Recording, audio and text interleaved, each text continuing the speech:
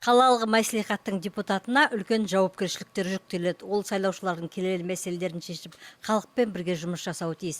Қалалық мәслихаттың депутаты Юрий Кусиди екі бірдей жауапкершілігі зор міндетті қоса атқарып келеді.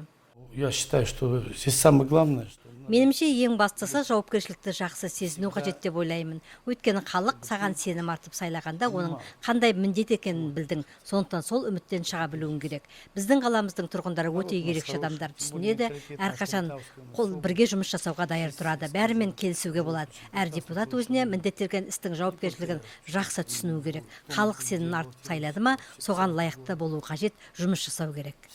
Юрий Кусиди 20 жылдан аса Теміртаулықта сенім артқан депутаттың бірі.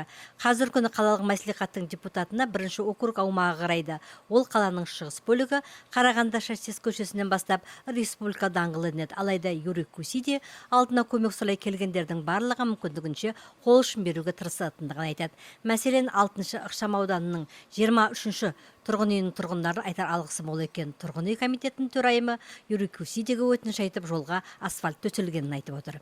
В этом вот летом Юрий Христофорович опять...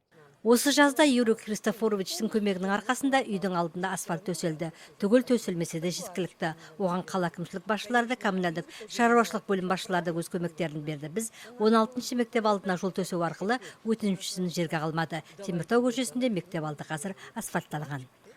Әрбір депутат халыққа жақын болу тиіс деп санайды. Кусиди өзі де осы қағиданы ұстанады. Сол себептен 6-шы ықшам аудандағы 23-ші үйдің тұрғын үй комитеті төрайымының өтінішіне бейжай қаралмағандығын айтып отыр. там есть домком. Бұл тұрғын үй комитетінің төрайымы Юлиян мен бұрыннан білемін. Ол тұрғын үйді сақтап қалуға, оның мәселелерін шешуге қашанда жан салып тырысады. Өте жауапкершілігі зор адам. Сондықтан қашан көмек сұрап келсе де мен мүмкіндігінше келгенше көмек беруге тырысамын.